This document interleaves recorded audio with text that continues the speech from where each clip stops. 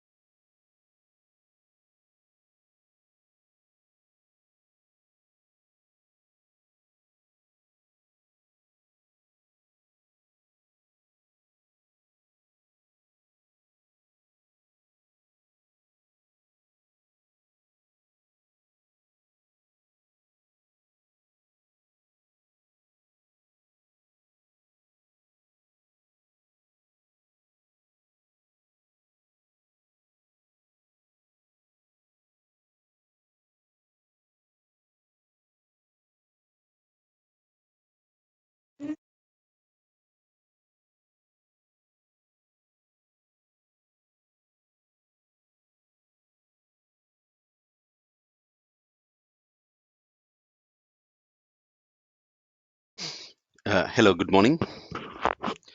Let's get started in a couple of minutes.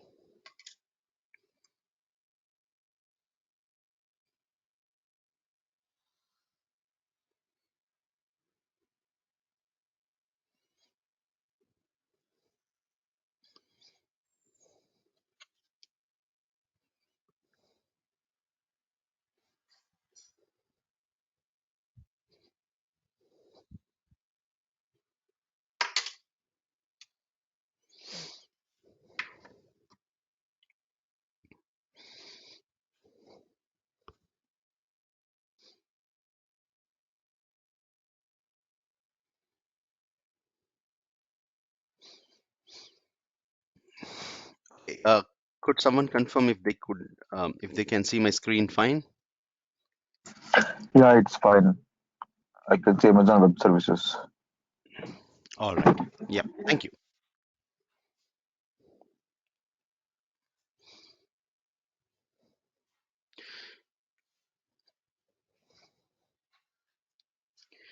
Okay, let's get started. Thank you everyone for joining this demo on a weekend or a Friday evening if you're in the US.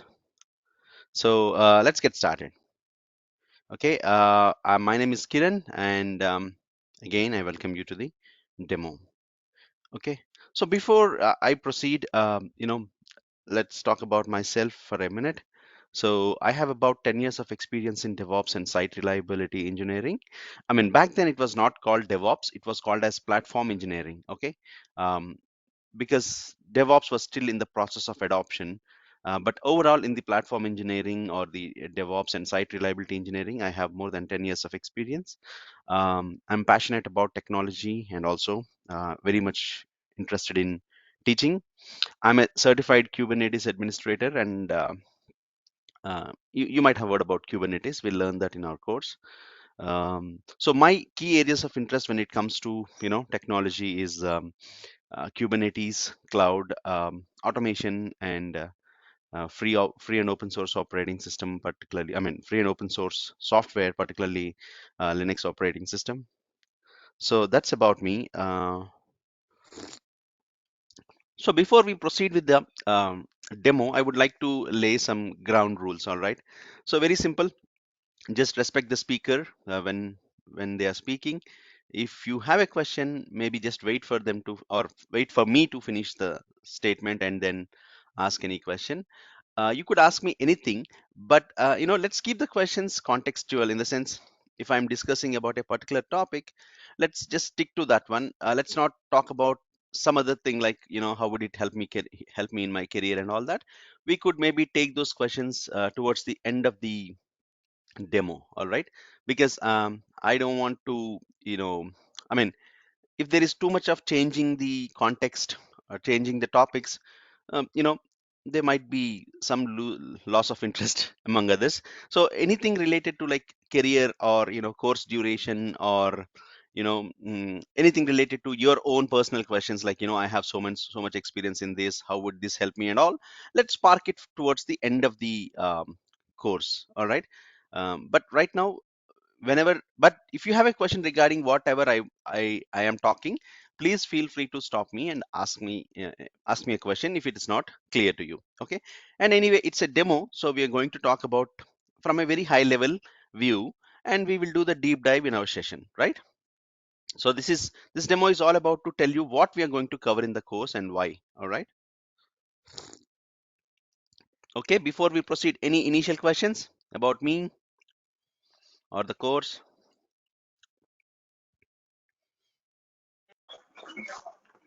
Nothing much. You're good to All go. right. Yeah, as I said, regarding the course duration and the what are our class time, what is our class time, and everything will be discussed towards the end. Thank you. All right, let's proceed. Okay, so primarily we are here to know what is there in this course and what do you learn in this course, right? So if you look at a very high level perspective, what we understand is, we understand what is IT architecture, what is software development lifecycle. We understand AWS infrastructure services and operating system administration. Um, I mean, this is again very high level, and in the deep dive, I mean, in this demo, I'm going to show what topics are also covered. Learn and apply DevOps practices and tool sets. So we are going to learn what is DevOps, how is it used in the IT operations world, IT world, and what are the various tools available for that? How do we incorporate them into the DevOps lifecycle?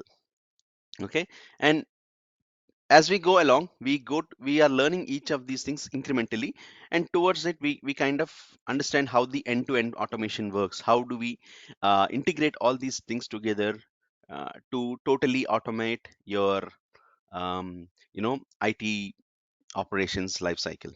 All right, so that's at a very high level, and let's, as we go along, we'll dive into what topics are we covering and why are we covering. All right, so first let's understand about um, cloud, right? So cloud has been a really buzzword these days. Everyone talks about cloud. When I say cloud, cloud in terms of cloud computing, so not exactly the one in the picture. That's a misleading picture, I know. Okay, so if someone asks you what is a cloud, how would you answer? Anyone?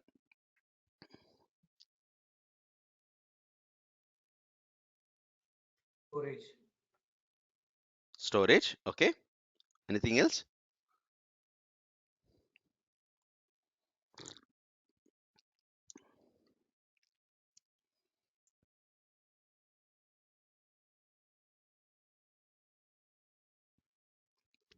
Okay, anything else apart from sugar, sorry, apart from storage?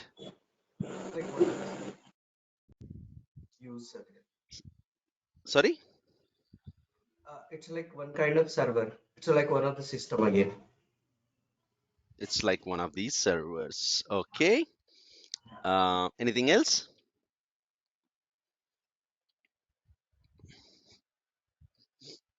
Is like virtual mission. It's like a virtual machine. Okay.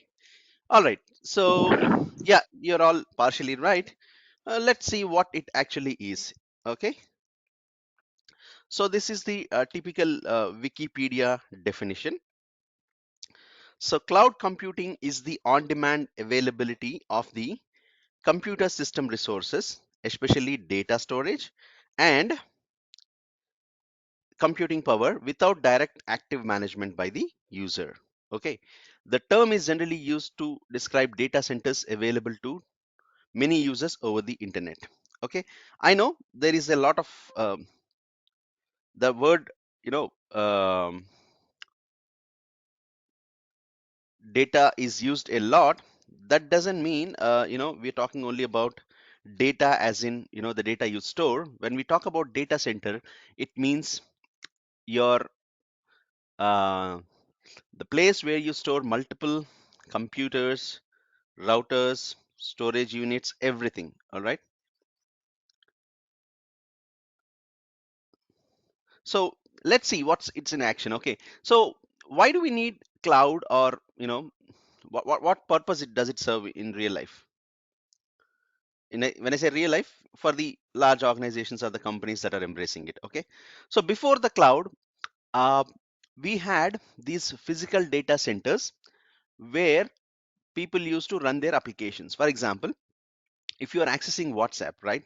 So if you're sending hi to your friend, does that message go from your phone directly to your friend through the air? What happens when you send hi to your friend? Actually, it will check with the database regarding the number and the person details, and it will then reach the other person's mobile. Okay, but who is going to check all these things? Database, where is this located? Yeah, it's a storage like specifically for the WhatsApp. Maybe previously they will be having huge place where they have put all the servers and everything, and they will store all the Hmm. details out there. Right.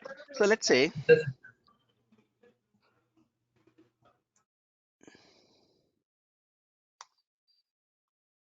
okay, let's say you have a mobile phone, okay, and you sent a message to your friend on another mobile phone. Okay, let's say you have number 1 2 3 4 5. He has 5 6 7 8 9 10. Okay, so since you if you decide to just send it to this message, will it directly go here? Let's say even on mobile data. No, right? What happens is this message has to go to WhatsApp's what we call as a data center or WhatsApp servers, right? And there, as someone has said, it will if the user is registered, the other user is registered, his number is available in the database.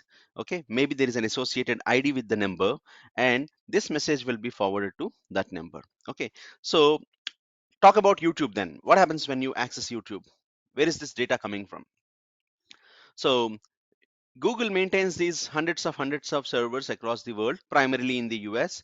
Uh, so whenever you're watching something, the data is coming from the servers from the um, YouTube servers, or the place where YouTube is maintaining their servers. So what is a server? Now comes the important point. What is a server? Someone has said virtual machine. Someone has said server. What is a server? We'll come to virtual machine later, but what is a server? It stores the data.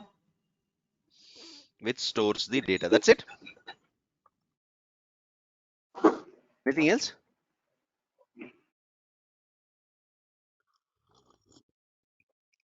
Your hard drive also stores the data. Does it become your pen drive also stores data? Does it become a server? Actually, it is like head actually. It maintains all the different systems. We can by using that server, we can maintain all the rest of the systems in the organization or something. Okay, but yeah, that's the properties. Ser- But what is a server? Server which Server. offers services to the client machines, Okay, which is it's a that's platform. its functionality. But what is a server? It is also a personal computer. Exactly, Uh, it's like a computer. Server is a computer. Okay, it's just like your personal computer, but it is, as someone said, it is used to do a specific task. For example, there might be a web server which is going to um, send web pages or show you web pages. When you access that server through a URL, it's going to show you those web pages. If you're sending mail servers, the function of a mail server is to receive the mails, see the mail ID, and send it back to the other person. If you're accessing a database server, the function of a database server is to, see what questions you're asking, what details you're asking, and give that specific details. For example, you might have an employee database of thousands of users, and you're looking for a particular user's, let's say, joining date. Okay, then that is queried from your, database and send it back to you. So each server is nothing but a computer. It is made just like your personal computer. It is made of motherboard, it is made of the hard drives, it is made of RAM or physical memory, it's made of graphics card if required. Okay, and all the other things that a typical computer comes with. Server is nothing but a computer. Okay, so if you want, you can run your laptop as also a server. Okay, there are some limitations definitely, but what happens is when you're running applications at a large scale, you need physical servers. Okay? Physical servers, like, Dell sells these servers just like your computers. Dell, apart from laptops and desktops, Dell also sells servers like these things. Okay, so you can see this costs you around 4 lakhs, right? So this is what a server looks like one of the servers, not there are other servers, like, where you're going to host them in a big data center.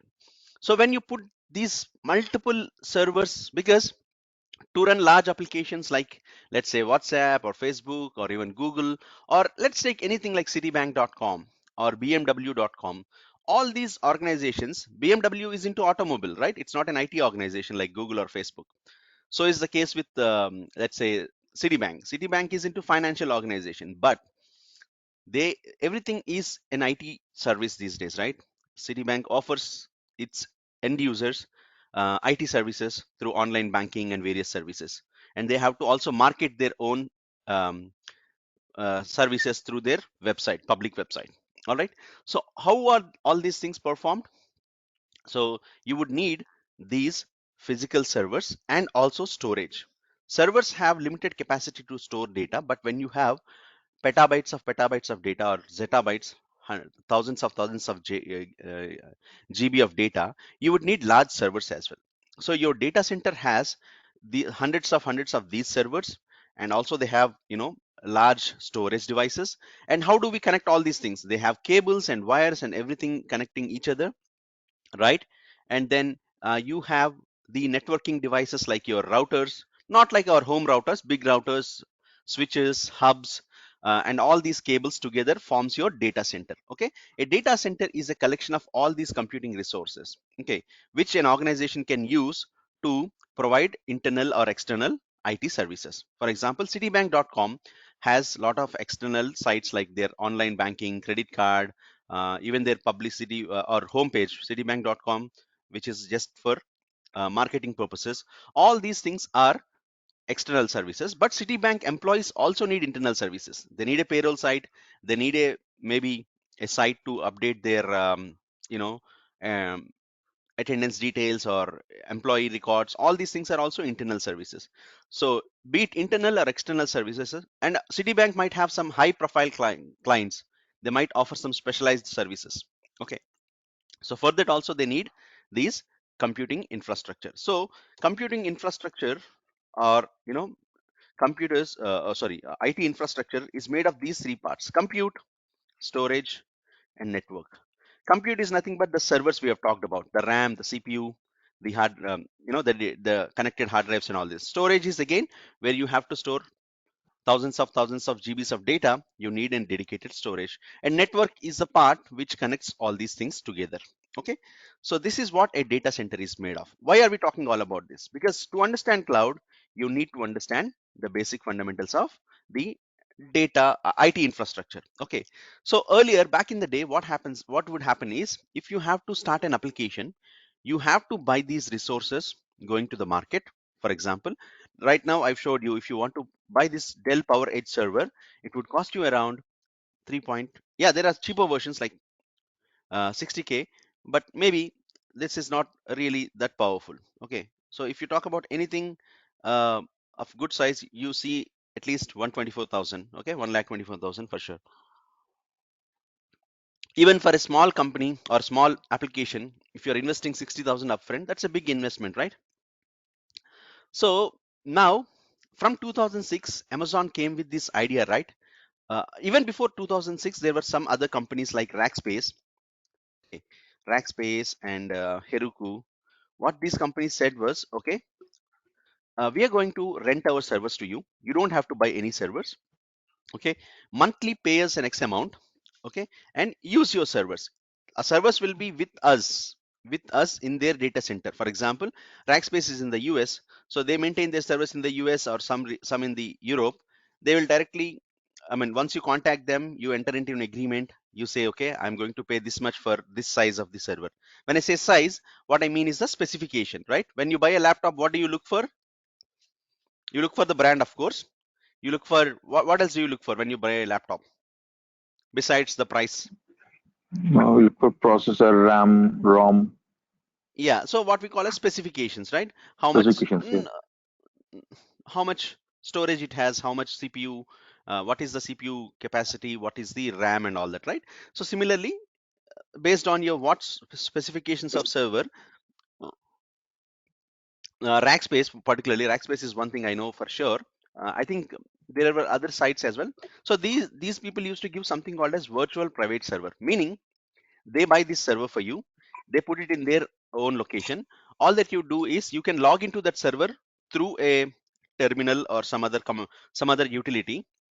Okay, from there you can maintain your own server. So it's as if you're maintaining your own server, but you don't have to buy it, you are just renting it. If you are using it for 3 months, you use it and then just tell Rackspace that I don't need it anymore.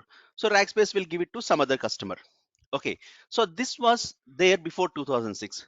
Then AWS came, Amazon came with the idea of Amazon Web Services, and it has made it much more advanced. Okay, it said you need not buy an entire server. You can create virtual machines, and you can use and you can do what they called as pay as you go. Okay, pay as you go. Well, so what's the difference between this and this, right? The AWS services or Azure services that we see today. So here, this is like old school booking a cab, going to that taxis, going to some known person who has a taxi and say, listen, I need a cab for the entire day, and they will say like, okay, give me, or entire month, and they'll say, okay, give me 30,000 for this entire month. I'll be driver as well as serving you. But talk about today, right? Today, if you want to go to office every day by cab, you don't want to go and book a dedicated cab, right? Unless you are 4 or 5 people, what you do, you generally every day when you, because sometimes you might not go to even office, right? Then why pay for 30 days? So what is this pay as you go is just like your Uber and Ola, right? Let's say you want to go today, you book a cab, and you will pay only for the distance and the time you traveled, and forget about it. You don't have to worry about where the driver is, paying the driver extra tip. All these things are gone, right? So AWS is pretty much similar to this. You can use it for 1 hour. You can use a VM or a virtual machine. Virtual machine is nothing but a server, but it need not be a physical server. I'll tell you the difference. Okay. So in with AWS, what you can do is you can use a virtual machine for 1 hour and pay only for 1 hour. Okay. Or you can use some storage device for 100 GB for 1 month and only pay for that 1 month. Later, you can take a backup and say that, okay, I don't need this service. You'll stop paying for that service. Okay. So that's what it's called as on-demand computing availability, computing resources. Meaning you're planning to start a application. Back in the day, what you should do is you have to first buy the servers, put them in your home or some shop, office or somewhere, connect to the networking power. See, you cannot always rely, if you're running a full scale application, 24/7 application that is accessible to everyone, you cannot simply rely on single uh, power connection. You have to have a generator, right? Or a inverter. Hey, could everyone please go on mute unless you have a question? Thank you. Right. So unless, sorry, what I was saying. So you need not buy a physical server, put it in your home or office, and connect the power and buy an inverter or a generator, and then you need cooling for that servers. You need two internet connections also. You cannot rely on one internet connection, right?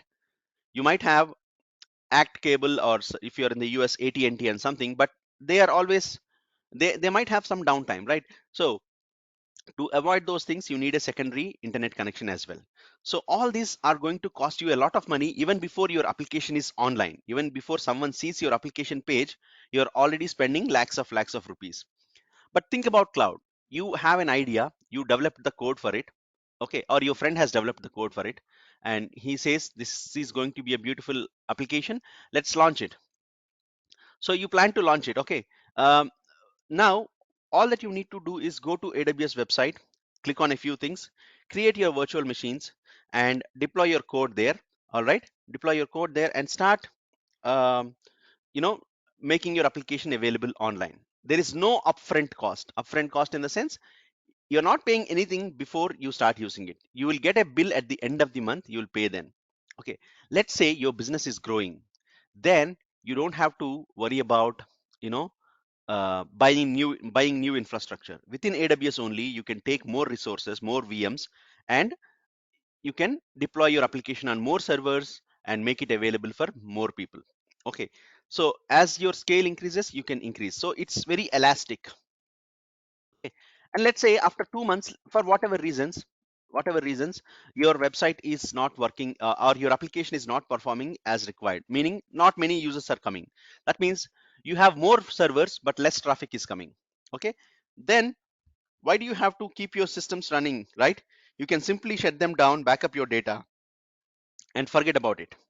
Okay, I mean, really forget about it, and you will not have to pay for any resources. For example, take about the situation before cloud. You have to buy, let's say, because your business has increased, so many users are coming, you decide to buy four big, you know, those PowerEdge servers, right? Spending 3 lakhs each, you spend 12 lakhs already. But after 2 months, your traffic has gone down. The number of users who are visiting your website has gone down. That means, excuse me, you don't need four PowerEdge servers. You just need one PowerEdge server, right? Or maybe two PowerEdge servers. But you have already spent additional 12 lakhs on these ones. Okay, so you have to, at least to save the power bill, you keep them shut down and keep it separately. But you already spent so much of money. But in case of AWS, even if you increase the resources, you can decrease them whenever you want to. That's what we call as elasticity. Okay, and rapid elasticity, not only just elasticity, rapid elasticity. Think about Flipkart big billion sale, right? So they might have a limited number of servers and limited number of storage, limited amount of storage on a regular days. But when big billion days comes, they know their traffic is going to be huge, right? Like thousands of clicks per second, like different users accessing them, thousands of transactions happening. So they have to scale rapidly.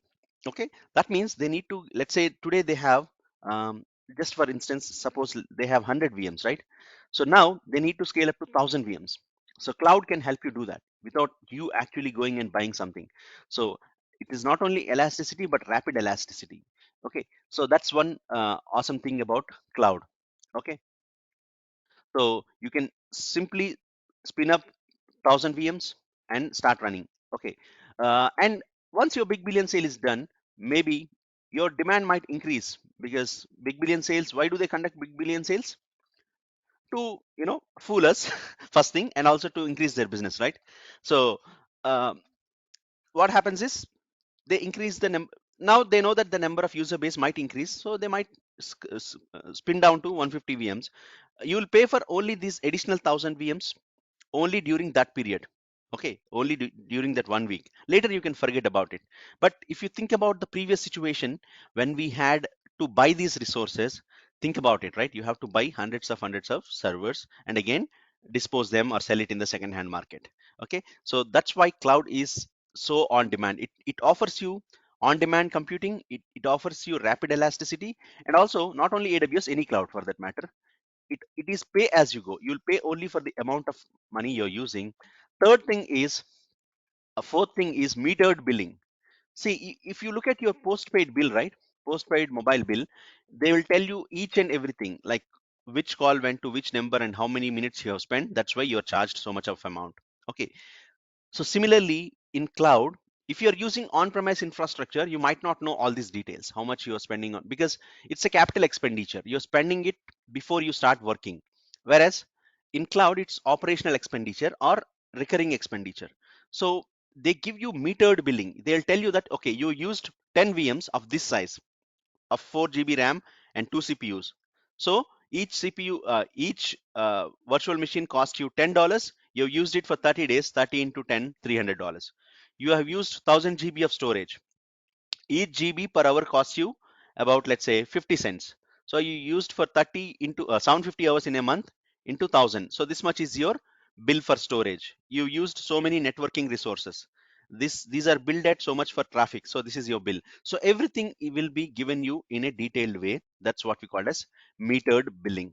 Okay. And broad access. You can access them through your what do you call website. You could access through them some programming languages, or write your own scripts and manage these resources. So there is what we call as broad network access. There are some cloud providers which will also let you manage resources through mobile. Okay, so these are some of the important characteristics of cloud. What is cloud? Cloud is on demand availability of computing resources. In strict words, on demand availability of computing resources. Whenever you want to buy a computing resource, you can go to a cloud provider, not buy, hire. Let's call it as hiring or renting. Okay, it's like renting for some days. Okay, just like your Ola or Uber, right? uh, so any questions so far on the cloud part or the IT infrastructure part?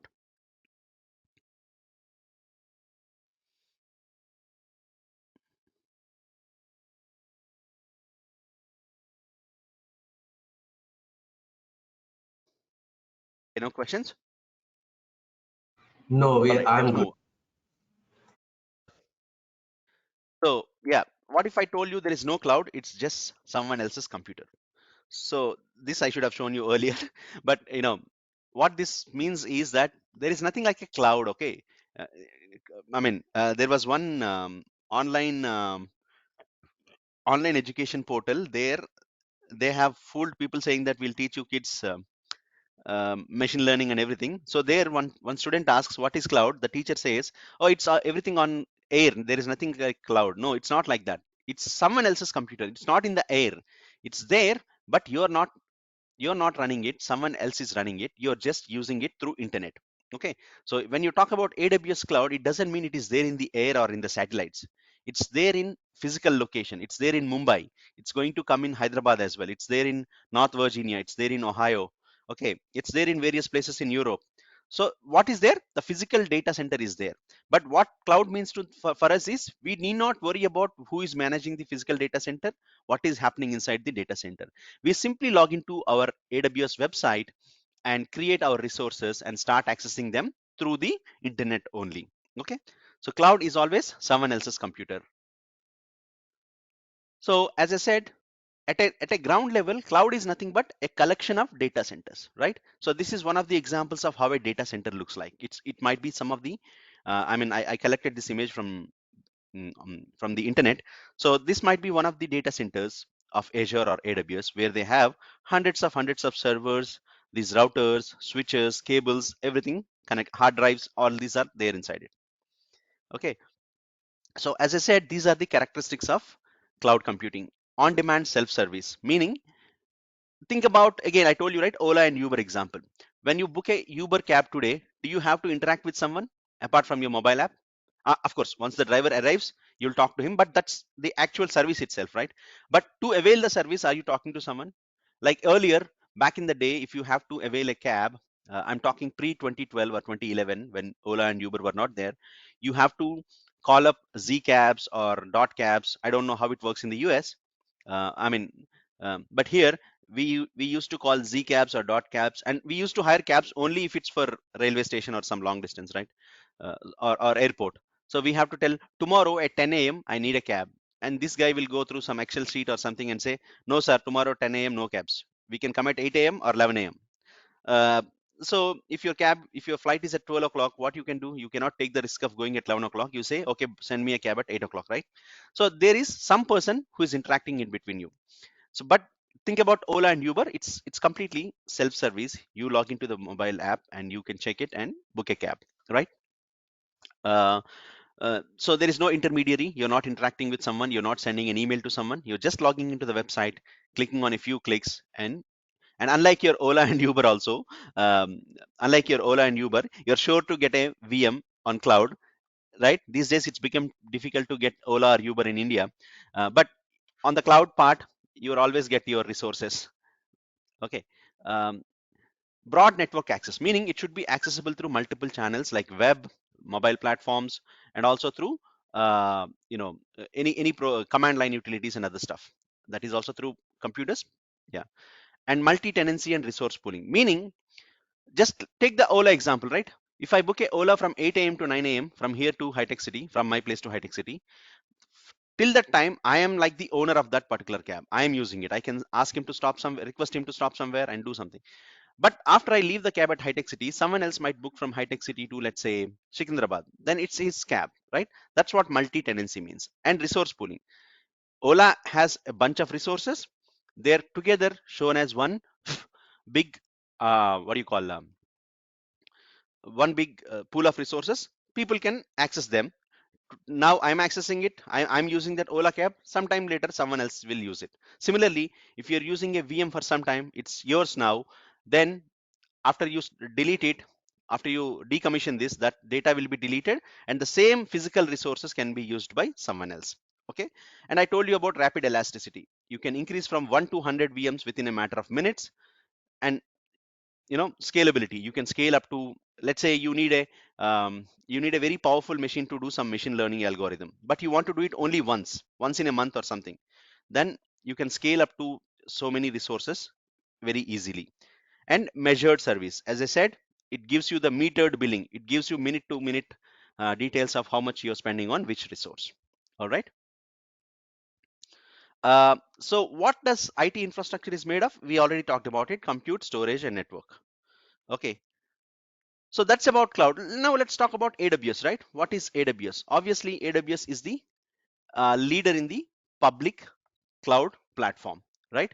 So it has been running from 2006, and obviously this is the leader in the cloud computing world.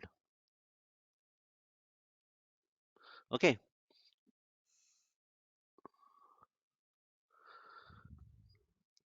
It was launched in March 2006 with simple storage service. Initially, like someone said, cloud is all about storage. Yes, that's how AWS launched it. Amazon launched it.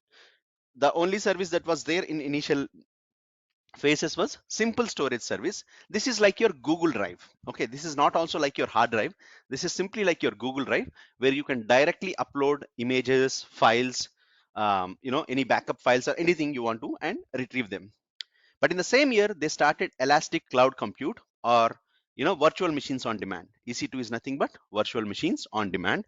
In the same year, it was launched. Okay, so before that, as I told you, there were other players like Heroku and others, but they did not have this much of advanced way of using cloud. There is this process of talking to them, and they telling you something else and all that stuff.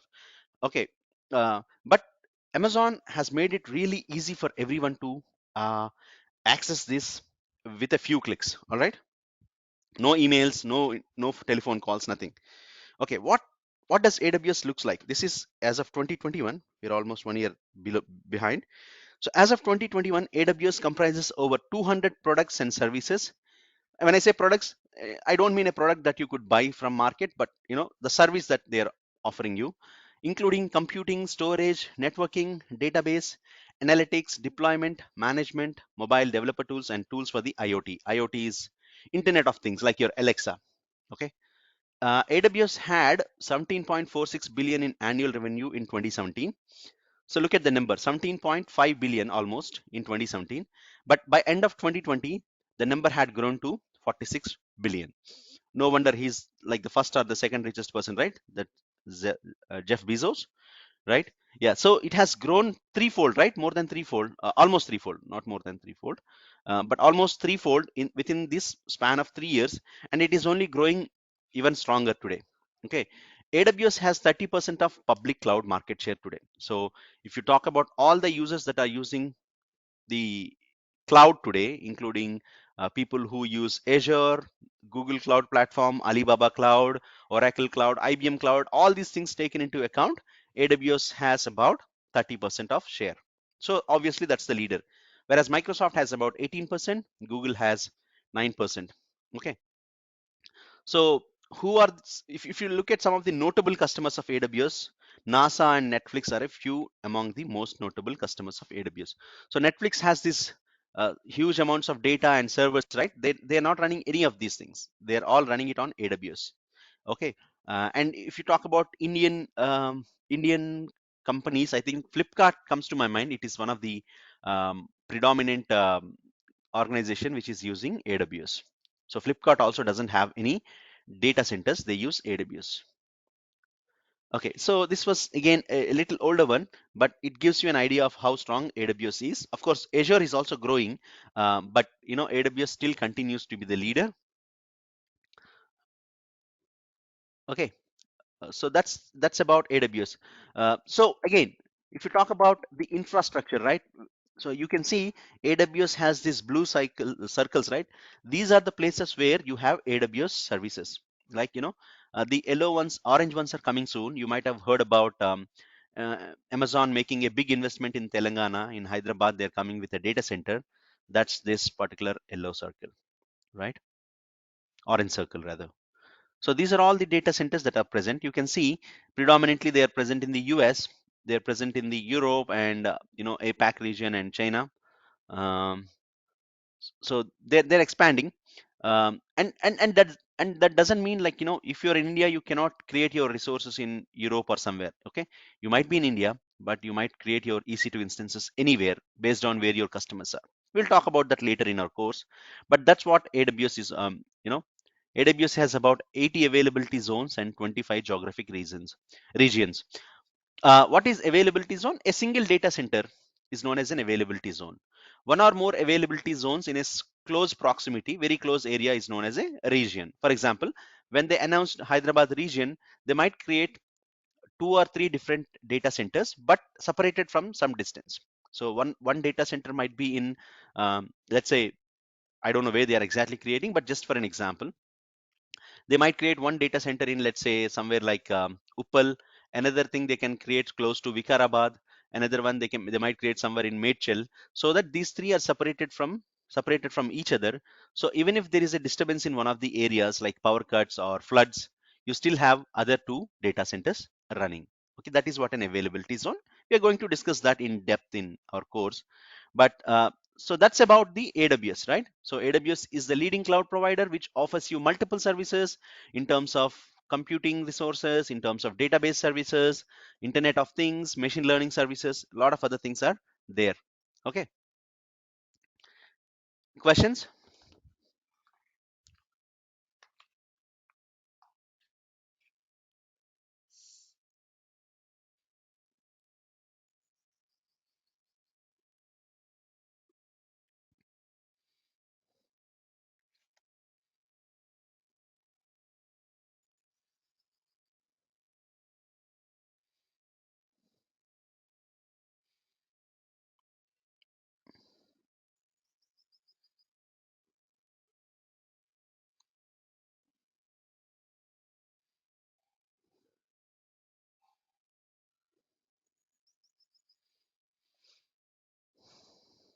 No questions? What is the difference between zone and region? Yeah, as I said, an availability zone is a single data center. Okay, um, again the same example, if they declare Hyderabad as a AWS region, they're going to create at least 2 or 3 availability zones, meaning 2 or 3 physical data centers. One might be located in Uppal, one might be located in Medchil, and another one might be located somewhere close to Vikarabad. So these three availability zones together makes your Hyderabad region, right? So if someone wants to use Hyderabad region as their main region for hosting their applications, they could create their resources across these three availability zones. But these three availability zones are connected with AWS network only, so the communication between them is really fast and secure as well, right? So it is a high availability option. So if people are choosing one particular region, either AWS make sure that even if there is a failure at a data center because of whatever reasons, your other zones are still available. It's like a DR, right? Not DR. It's always active. DR is always about a active passive, right? So it's high Okay. availability. High availability is slightly different from DR. Disaster recovery is when you have, yeah, I mean, you could think of it as an active disaster recovery situation as well, but it's primarily intended for high availability, making sure your applications are always running. All right, so that's about AWS and cloud, and we are going to dive deep into what cloud is, what services AWS offers. And as I said, there are 200 services. Obviously we are not going into each of these services, but we'll talk about important services from a DevOps perspective, what you need to do, and how the identity and access management and other parts, right? um, so again, just remember there are three different types of services, like infrastructure as a service, platform as a service, software as a service. So let's start from software as a service. I mean, again, we're going to touch upon these things later, but again, three different types of cloud services. When you talk about SaaS, it's a software as a service, meaning take Google Drive, for example, or Office 365. So you don't have to create your own code. You don't have to deploy this code on your own infrastructure, but you can avail Office 365 for your organizations. They will simply give you a login details. You can log in and give access to whoever wants to have access to Office 365, or G Suite, Google Business Suite, where you can give you can create your own email address. Like, let's say you have a company called as nextgen.com, so you can create emails with the nextgen.com and give access to all the people. But your email and Google Drive, everything is hosted by uh, Google, right? So you might have heard about, just like Office 365, you have G Suite, or Google Drive that we use every day is an example of SaaS. Did we write the code to run the Google Drive? No, right? Are we running any servers to maintain Google Drive? No, but we can still use the service by uploading our images or files, and also maintain access control. We can decide who can view our files or who cannot view those files. That's the SaaS. Okay. Then platform as a service. So this is where, let's say you are a developer, you know how to write code, but you don't know how to manage the servers and all these things. So you can directly take your code and give it to a PaaS provider. Maybe AWS has some PaaS services like Beanstalk, and you just plug in your code, your GitHub code, into this Beanstalk, and they will run the application for you. Infrastructure as a service is nothing but you're going to you're not maintaining the physical infrastructure. AWS is maintaining it, but you will take care of the VMs, you will take care of the operating system updates, and anything that you need to deploy on top of it, right? For example, in Beanstalk, if you're running a Java application, you should simply tell, I need a Java application, and you can directly upload the code there. In case of infrastructure as a service, you will not only create your own VM, you have to choose the Java runtime, JRE or JDK, you have to install on the machine, and on top of it, you install the code. Okay, here you maintain the operating system, the runtime, the code, data, configuration, everything is maintained by you.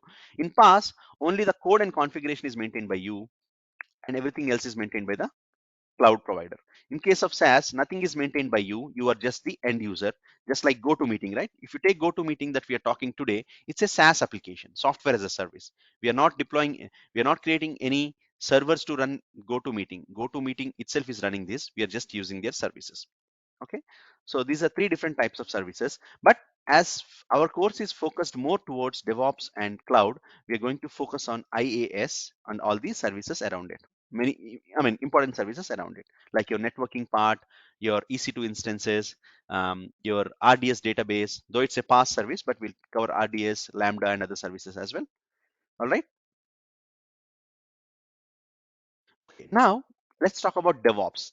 This is another buzzword that you might have been hearing a lot of times. And today, the course is also about DevOps with AWS.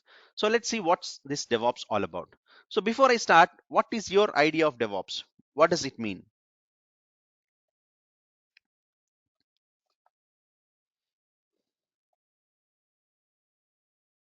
There are no right and wrong answers. Don't be afraid. Whatever you know.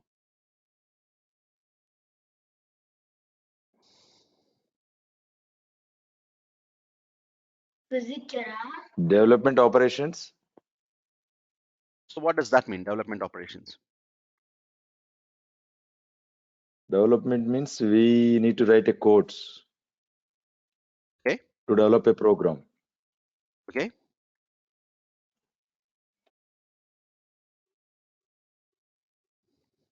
Then. Okay. Operations means So. day to day. For example, any company like they using applications, web services, whatever they operate. Okay. All right. Thank you. So traditionally, or in any IT application, right, what happens is developers develop code, as someone has said, right, and typically they write it on their own laptop, whatever the laptop their companies give to them, okay, using some software like Visual Studio Code, IntelliJ, or whatever code editor they are using. They write their code there, and because multiple developers work on a single project, what they do is they store their code in a centralized location, like let's say GitHub or Bitbucket, or any other source code management tools. Like you have GitHub is the primary one, I mean leading one, but you have other services like GitLab, Bitbucket, and other services where people can store their code. Like you cannot store the code in terms of simple files in a Google Drive. You need some advanced tool like GitHub. So everyone stores, developers push their code and store it in GitHub. Now this is the development. Developers test their code locally on their machines, and then they push it to GitHub. Okay, so this person might be working in one part of the functionality. This person might be working in one part of the functionality. This person, dev means developer. Okay, these three devs are working on three different things, but related to the same application. So they push it to the code base, what we call it as a source code repository,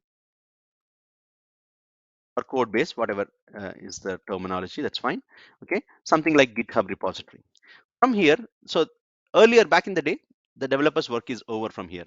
Now what happens is this code has to be taken by the operations engineer, the IT operations engineer.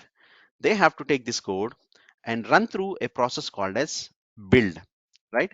So the code, how does the software look like? Any program, right? You might have written C program in your high school or college, or let's say a Python program. How does a program look like physically? When you, for looking at the looking at it, how does it look like?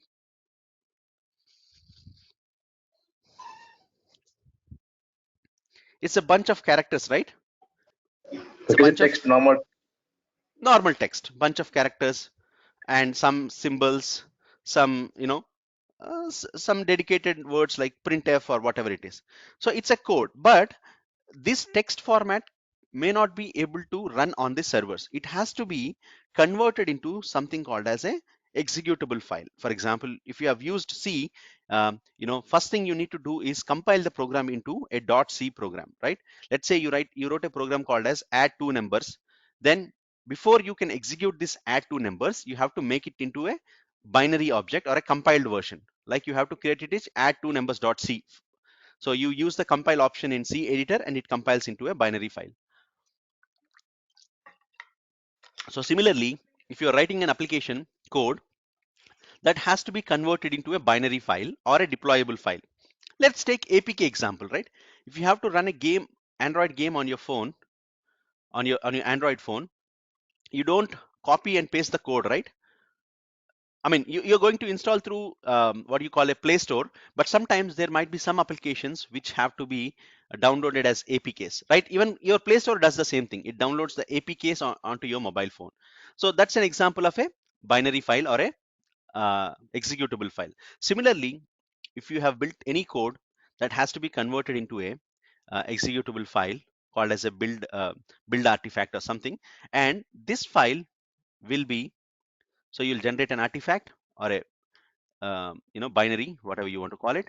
So this particular file will have to be deployed on your servers. Okay.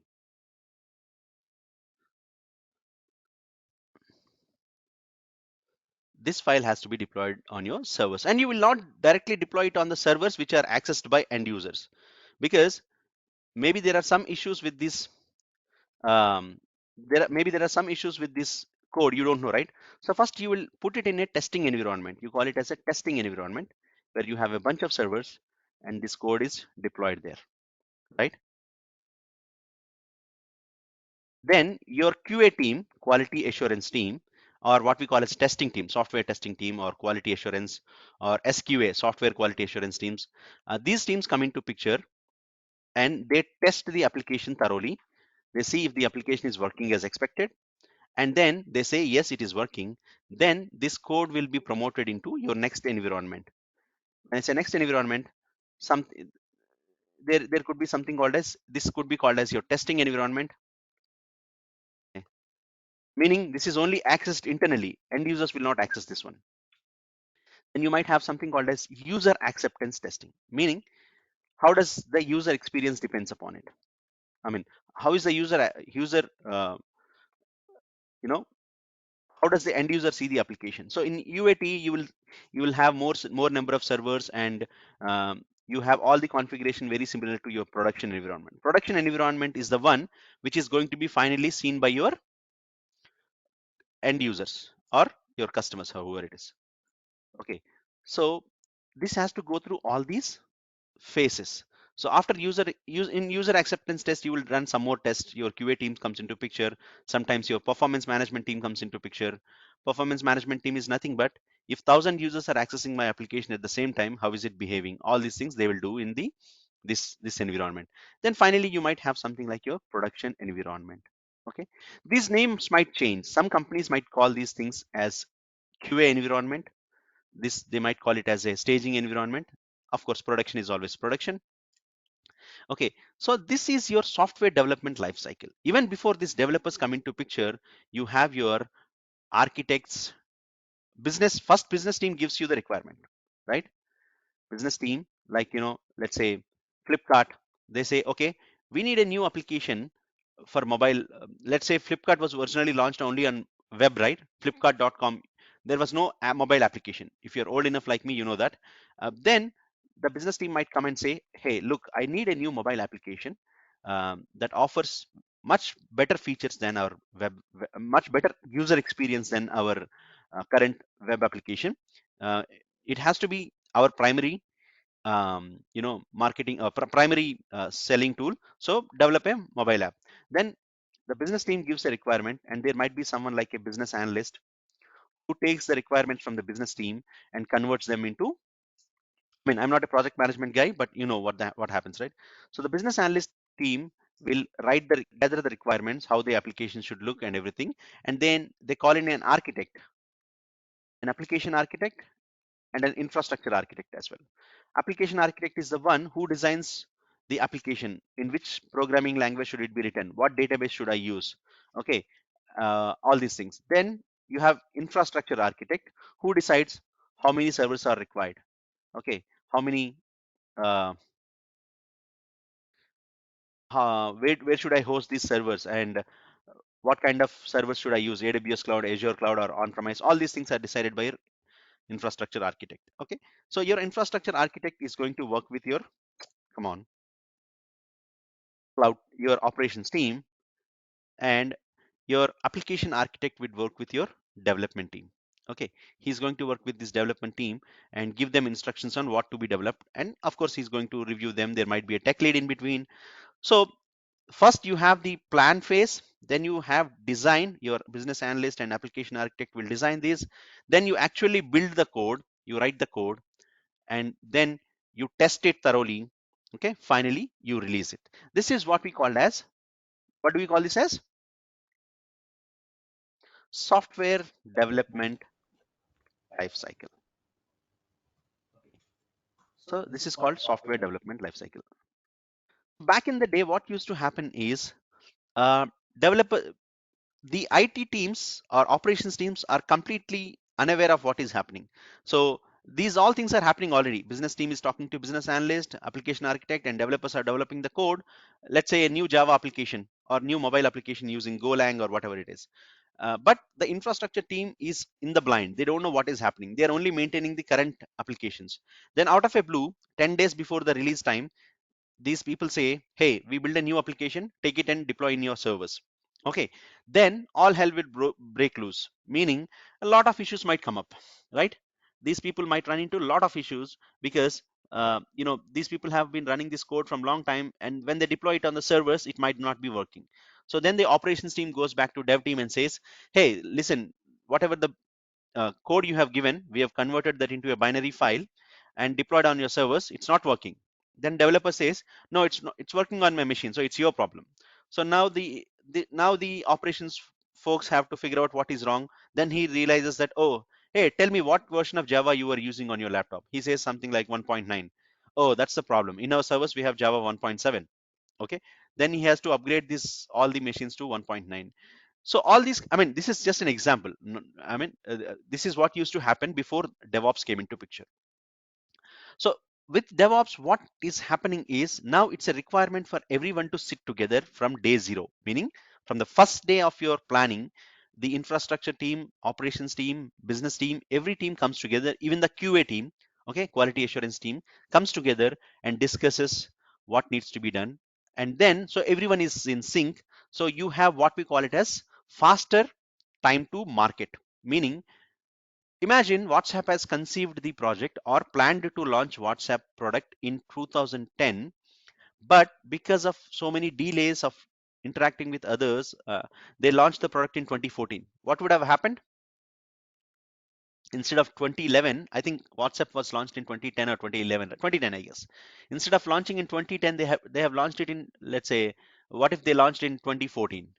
They would have lost to competition. Now, today, everyone is using WhatsApp, but maybe if WhatsApp did not launch in time, we might all be using something like Hike or WeChat or maybe Telegram, right? Uh, we don't even hear about Hike and WeChat. There might be different reasons for that. Uh, but Telegram is still in the market, but it's not the leader. Everyone uses it as their geo sim, second connection only, right? Primary one is WhatsApp always. Uh, so that's what we call as go to market. You have to, from the time you plan till the time you take it to the end users, it has to be short. So the DevOps goal is to work closely with the business team, the application teams, and the operations QA team together and take your products faster to the market. Okay, so that's what the main ultimate goal of DevOps is. So DevOps is not a new tool, new technology. It's just a different way of doing things. Okay, so again, if you go by strict Wikipedia definition, this is what it says. DevOps is a set of software development practices that combine software development and IT operations to shorten the system's development lifecycle while delivering features, fixes, and updates frequently in close alignment with business objectives. So what does that mean? As I said, from the time you plan for a application until the time you launch it to the market, it has to be very short. Otherwise, your competition will take over you. Okay, and also it says while delivering features, fixes, and updates frequently. So what does that mean? See, when WhatsApp launched, again, if you have been using WhatsApp from the beginning, you know initially it was only text messaging. There was no voice messaging, there was no audio calls, no video calls, no status, no stories, whatever you call it, or not even GIFs. Okay, GIFs or GIFs. Okay, uh, not even maybe smileys. Smileys were also introduced later. But if WhatsApp had waited for all these features to be ready till 2018, okay, till 2018, because I think whatever features we have are all, mm, launched on a what do you call incremental basis, right?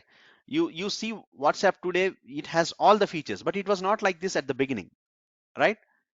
Um, it was only a text messaging tool initially, but over a period of time, they've added new features like sending a message or sending a voice message is a new feature. They've added it later, or sending a GIF or a emoji is a feature that is added later.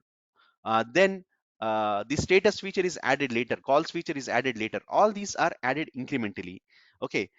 And also fixes, what does that mean? Let's say WhatsApp has launched a new feature like voice calling, but uh, it's not working as expected, right? You make voice call, it goes into video call, for instance. That's a bug or an issue. So that has to be fixed immediately, right?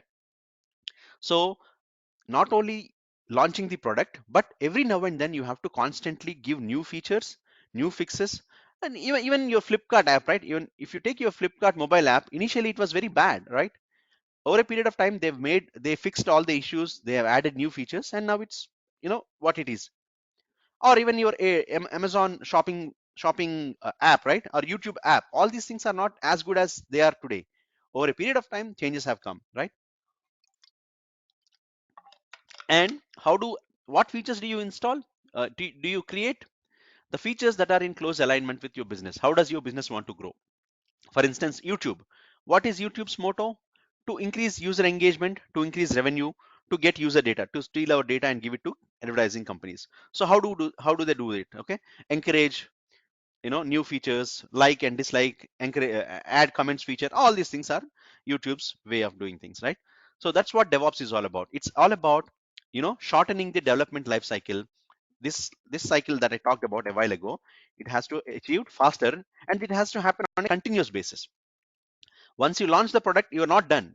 It's not a government website. You launch a website and forget about it.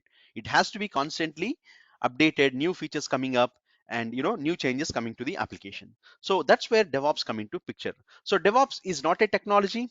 DevOps is not a uh, one programming language or one tool. Okay, it's actually a way of working. All right. So it's development, QA, and operations working together to reach your business objectives. All right.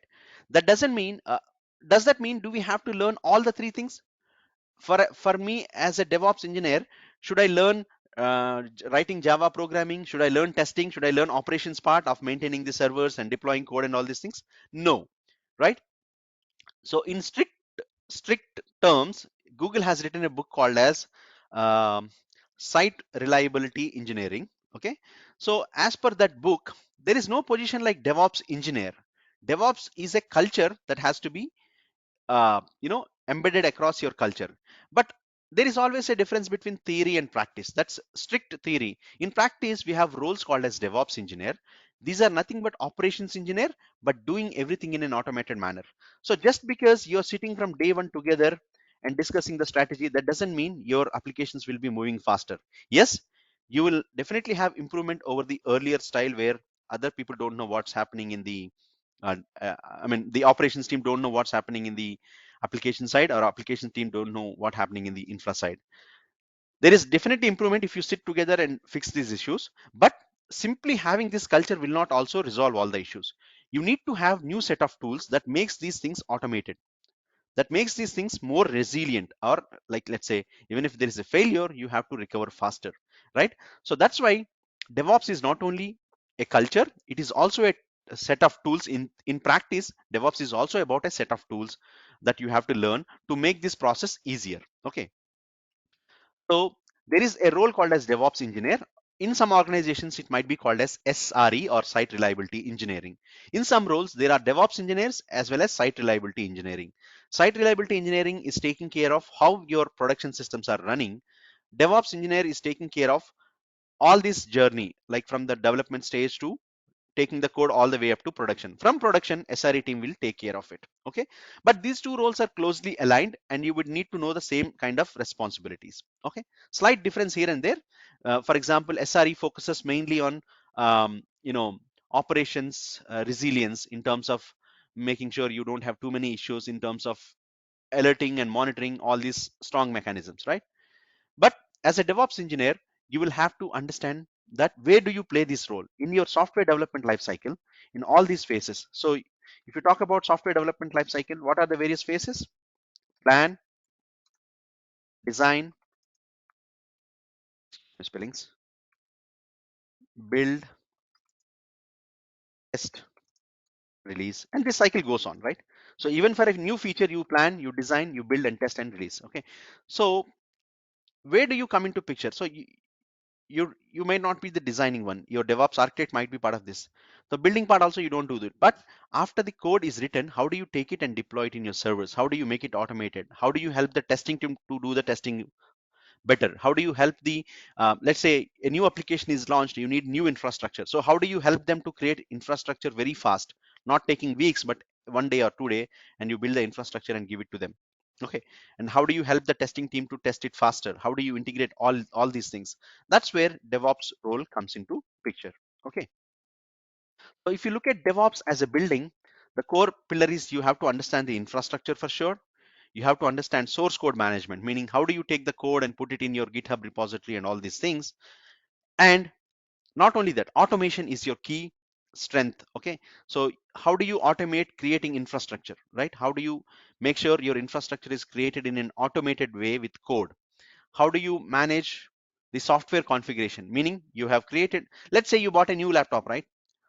Let's say you bought a new laptop, then you need to configure it to your own requirement, right? You need to install your softwares of your choice. Maybe Firefox is your default choice, not Internet Explorer, so you install Firefox.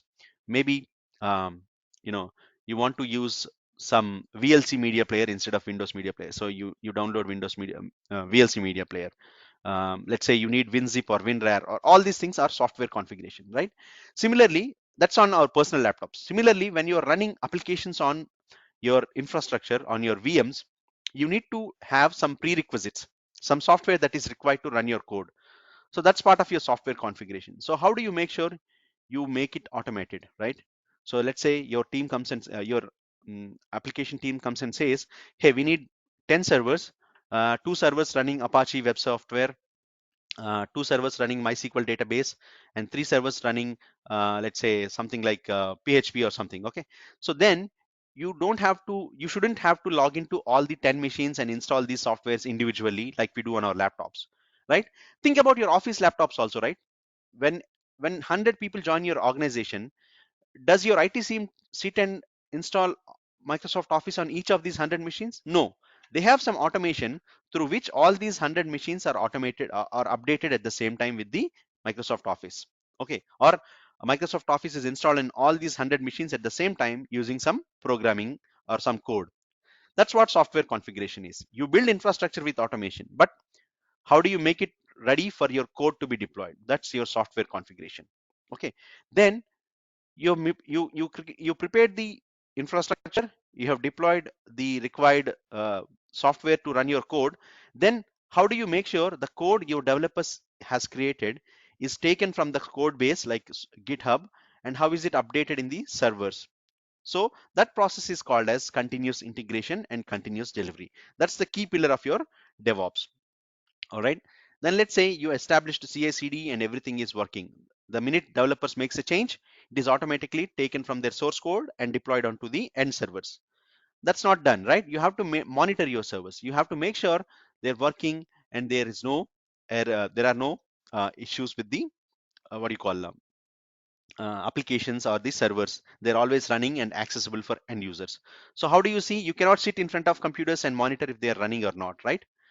Or you cannot sit in front of the AWS console and see if my server is running or shutting down. So you have to set up some kind of monitoring where whenever there is an issue with your infrastructure or application, it will send you a notice through an alerting mechanism. It could be a voice call saying that so and so VM is not working. Then you wake up and see what's happening and fix that. Okay, that's also part of your DevOps. As I said, monitoring and everything is these days taken care by the SRE teams. Okay, primarily till CI/CD would be the focus, but we are going to touch upon monitoring also in our course. Okay, so we will learn one tool for each of these things because there are a lot of tools for each of these things. Just like your programming, right? Why do you have to learn only Java? Why not JavaScript? Or why not Python? Or why not Golang, right? Similarly, but we know that, let's say, Python is very popular, so people might learn Python. Or similarly, in this DevOps ecosystem, we have a lot of tools, right? You cannot learn all the tools, but for this course, we have chosen the best tools, or the tools that are in demand in market today. um, of course, if you learn these tools, you could also adapt to other tools as well. So we are going to learn not only this process, how do you do this, not the theoretical part, we'll also learn how to implement it as a DevOps engineer. All right, so any questions?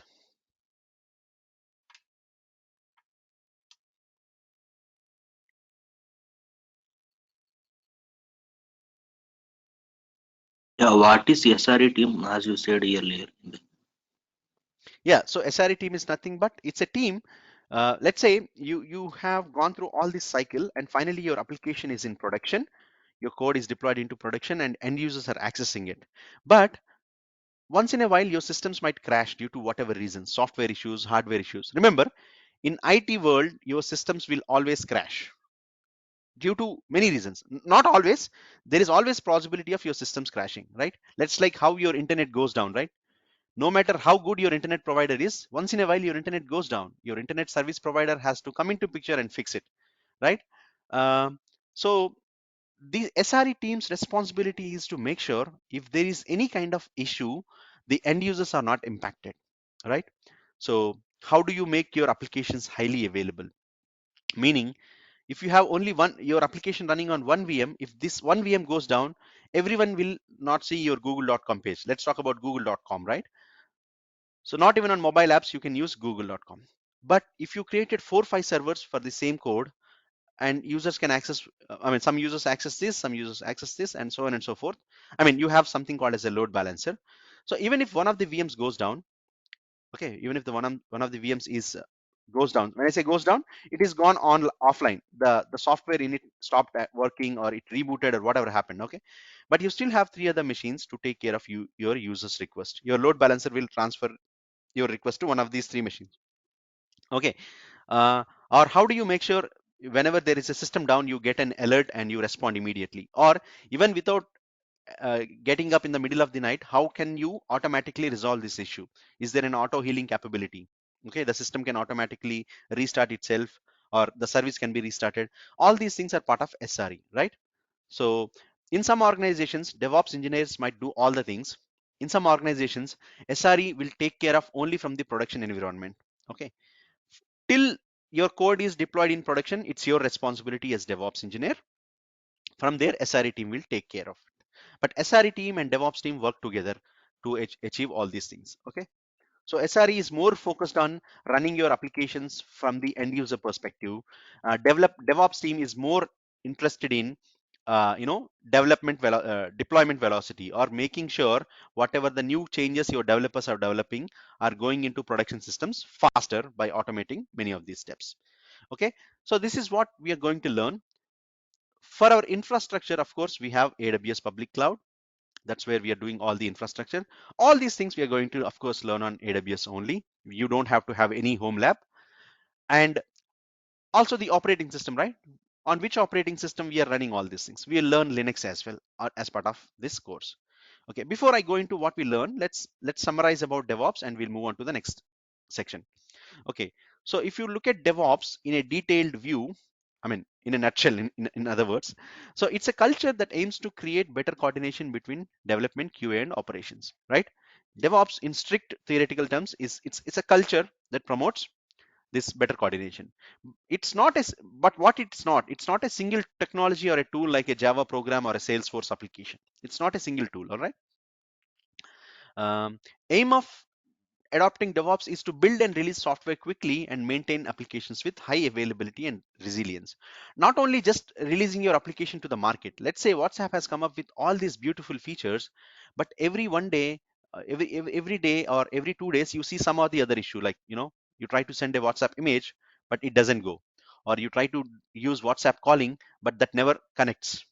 Not connecting because of lack of data or something, but the feature itself is not working, right? So then there's no point, right? That means your application should be highly available, meaning it should never go down or go down for very minimal time. So even if individual components are going down, there should be some kind of high availability option which is taking care of this, right?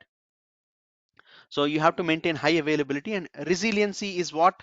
Nothing but when your applications fail, you have to make sure they come back quick very offline. For example, I think last year Jan, for some time WhatsApp and Instagram and everything was down, but they were able to recover within a few hours or thing. That's a major outage, definitely. Every now and then you have small outages, but last January 2021, there was a major outage in WhatsApp, but they could quickly recover within a few hours, right? That's what resiliency is, um, recovering from failures. So what are these some of the roles that are pretty much similar to DevOps are your site reliability engineer, and Cloud Ops. Cloud Ops might be a role where you're primarily focused on working on cloud, creating infrastructure, giving access, automating all these stuffs. You might not be working on a lot of build and release and other stuff, but you, even for a Cloud Ops engineer these days, you need to understand some of the technologies we are talking about today. Okay. All right. So if you do not have any questions, I'll move on.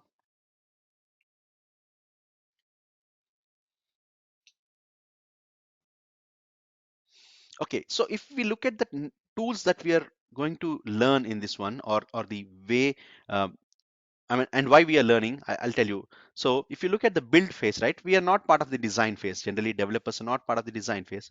From the build phase, then the configuration. I mean, these are not exactly like your software development lifecycle, but these are the steps that happens in your operations lifecycle: build, configure, CI/CD, monitoring, and alerting. Okay, and for all these things, you are writing source code, or you take the source code of the developers. So you need to understand source code management, right? At various levels, what tools are we going to use? We are going to use Terraform for our infrastructure automation. How do we automatically create infrastructure? We will learn Terraform for that. For software configuration management, we are going to learn Ansible. Okay, for CI/CD, I put Jenkins, but Jenkins is becoming really legacy, and people moving out from Jenkins. We might learn AWS code commit and code deploy instead of Jenkins, but we'll take a step, we'll take a call at that time. Okay, maybe a little bit about Jenkins, but we'll focus on code commit and code deploy, which is an AWS service. Okay, and for the source code management, you have Git for the version control, and for storing your code, we'll learn GitHub. Okay, and from operating system perspective, of course, you're building infrastructure, you're building virtual machines, but those virtual machines have to run operating system. So we're going to learn Linux, because Linux is the predominant operating system for your enterprise applications, right? When you talk about Google, Facebook, or any large applications, they all run on Linux operating system. And for the monitoring and alerting part, we will learn AWS CloudWatch. Of course, there's a lot of theoretical part about monitoring also, which we are going to cover. Some things I did not cover here are we are going to cover Docker and Kubernetes, which you could say are part of your different way of building your applications. So they could be part of your CI/CD. So we're going to learn containers in terms of Docker and Kubernetes as well. Okay, I know it's a lot of tools, but we are going to go logically from one tool to another tool, and there will be some work that has to be done by you. Okay, we are going to touch all the fundamental things. How do we do this? How do we deploy this? I'm going to touch everything. I'm going to write code for each of these things and share with you, but only if you practice you can learn all these things. All right, so these are the things we are going to learn, and let's quickly take a quick snapshot of what we are going to learn in the course, in the form of a tabular format. From the IT architecture perspective, in the first week we are going to talk about what is networking, what is virtual network, what is virtualization, and what is IT architecture, and all these things. And from the account administration, that is AWS perspective, we're going to learn about AWS accounts, what is a service, what are various services you have, what does organizations mean, what is billing, and all these things. That's AWS account administration. Then identity and access management, again this is an AWS thing. We'll learn about policies, users, all these things. Okay, you don't have to worry if you don't understand all these things. From the networking perspective, we cover the virtual private cloud, subnets, gateways, security groups, ACLs, and DNS. From the computing perspective, we learn EC2, EBS, which is Elastic Block Storage, AMI, Elastic Load Balancing, and Auto Scaling Group. Okay. Also, we are covering the load balancers also. I did not put here somehow. Of course, we'll cover. Yeah, I did put load balancing, right? We'll cover load balancing as well. And from the operating system, we'll learn about Linux operating system, how to access the files, editing the files, packaging, processing, all these things. Okay. And then we'll also learn about shell scripting, Linux shell scripting. Then we'll learn infrastructure as code with Terraform and AWS CLI. From the source code management, as I told you, we'll learn Git and GitHub. SCM, or software configuration management, we'll learn Ansible. CI/CD, we are going to cover a code commit and code deploy, and we are going to deploy one application, Tomcat application on AWS EC2 instances, end-to-end pipeline. Okay, we'll see end-to-end pipeline with um, we'll deploy a Tomcat application or Spring Boot application on Tomcat on EC2 instances. Okay, then from the containers perspective, we learn Docker, how to install Docker, how to configure, how to build images, and of course Kubernetes. But remember, Kubernetes is a very vast topic. It needs at least 1 month of course only dedicated to Kubernetes, but we are covering it in 2 to 3 sessions. I'm going to cover all the basics, all the important things you need to learn for Kubernetes. But after this course, you can take it up separately and learn Kubernetes. I mean, dive deep into Kubernetes. We are going to learn the basic fundamentals, how to create a Kubernetes cluster, how to manage it, how to communicate with it, everything we are going to learn. But the deep dive session, I mean, it's not the deep dive because as I told you, if you have to learn Kubernetes, it itself will take 1 month. But if you have to learn Kubernetes, you need to know Linux, which we are going to cover already. You need to know containers, Docker, you need to know very well, which we are already covering very well. Okay, so we are covering Kubernetes also, but there are some advanced topics which you will have to learn yourself after the course. Not only Kubernetes, in all the sections there will be a few advanced sections which are not covered in the course, just in the interest of the learning curve. I don't want to make it too steep, right? So you will learn all the fundamentals and the essential elements. There might be some advanced topics which you will have to learn later, because the reason being, one, I don't want to overload you with all the material at the same time, but you can, but I'll give you all the required, foundation to learn the tools, and later you can further expand on those tools. Okay, and monitoring and alerting, we'll learn what are various types of monitoring, and how I will tell you in detail how it happens in the production systems, like what is on-call engineer, what is a major incident, and all these things we are going to discuss as part of monitoring and alerting. Also, we'll see how to set up alerts using CloudWatch, right? Okay, so this is the course curriculum. I'll play this on the screen for a couple of minutes.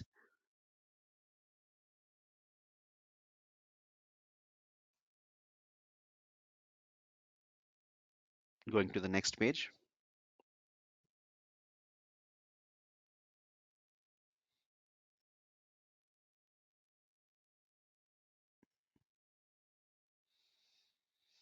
Next page.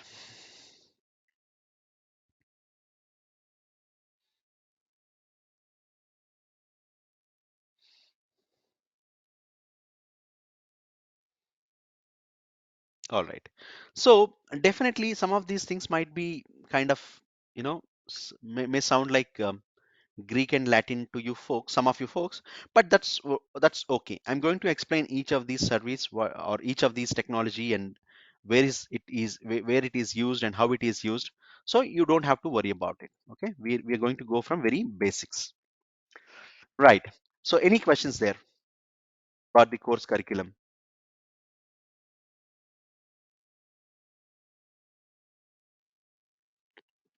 Kiran, as you said, it is a different kind of tools we need to use for developing the DevOps, right? Mm-hmm. Is that is different from customer to customer, or is there any programming language required to learn these new tools like GitHub and Ansible, these things? So, Yes. See, we are not programmers. We are not going to write programming. What we write is something called as configuration language, right?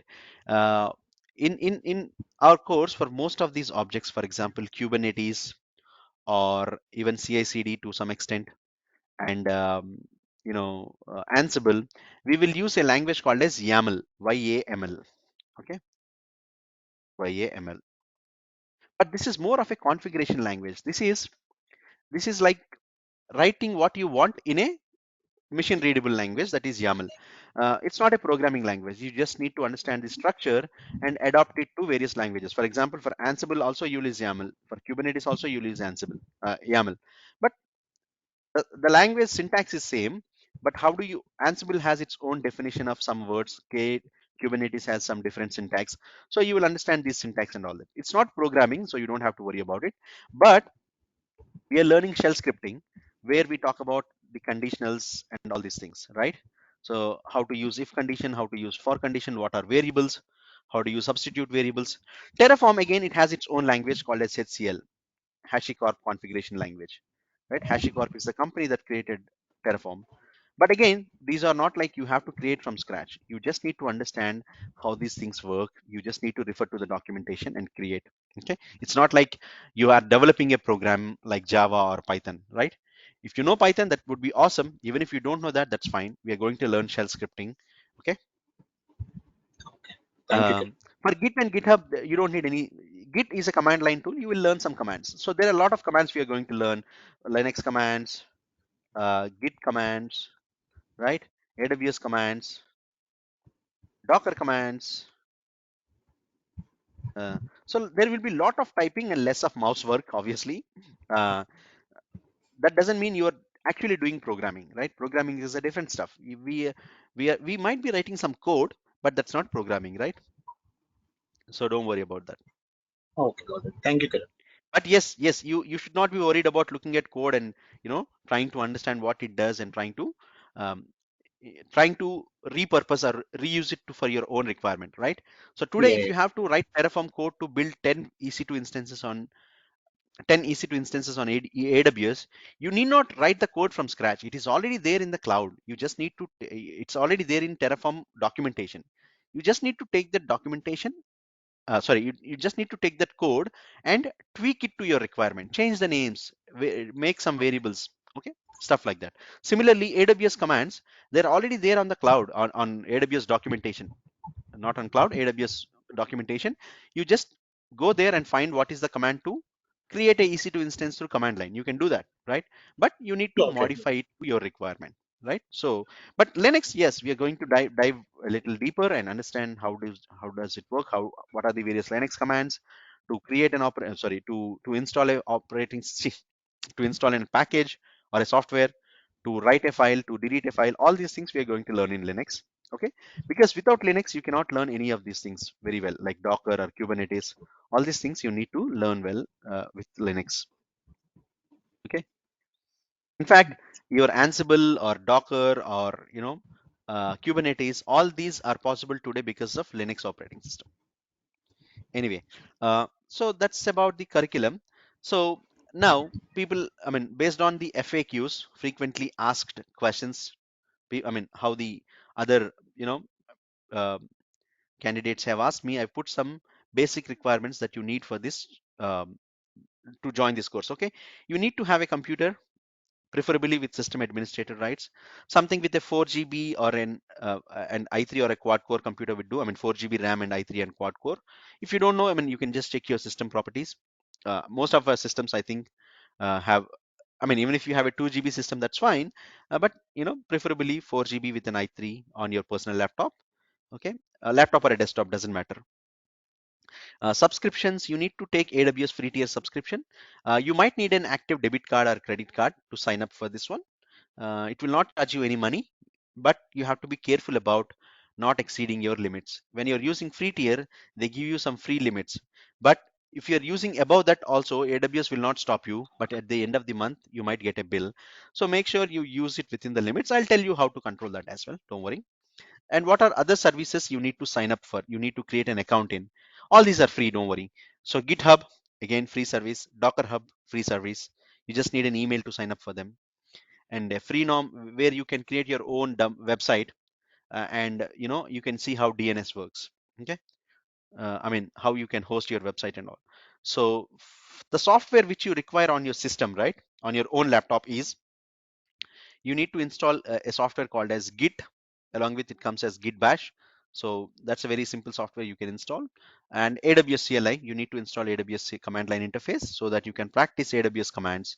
And to write code, we'll install a tool called as VS Code. VS Code is just like your Notepad or Notepad++, but with additional features. Okay. Remember, you should never write your code in Microsoft Word or anything like that. You can write it in Notepad, but the better version of Notepads is what we call as code editors. We have VS Code for that. You can use that. And from a personal perspective, do you need to know this language, that language, or do you need to know Linux or all these things? As I said, this course is starting from very basics, very basic foundation. So what do you need to have from a personal perspective is appetite for learning, that hunger to learn, and quality time for participation. Meaning, you know, you could join the class from a mobile phone, sitting on the couch, almost falling asleep. That's not quality time, right? Sit in front of your desk on your laptop. Okay. uh, be ready with the all the applications open, like command line and other things. Maybe I want you to test some things. So attentively participating. And what is active participation? Active participation is, if I ask a question, please respond, or ask me questions, okay, which are again very relevant. I mean, you can ask any kind of questions, but in the interest of time, relevance is always appreciated. And responding to the questions, right? You might be wrong, but if you don't answer my questions today in front of people who you don't know, how can you answer those questions in an interview, right? So be prepared to like speak up in the class. Make it, the more questions you ask, the new things I might learn and I might also explore and explain to you. Okay. And skills, there are no prerequisites for this course, meaning if you know how to operate a computer, that itself is a enough thing. If you don't know how to operate a computer, then I cannot help.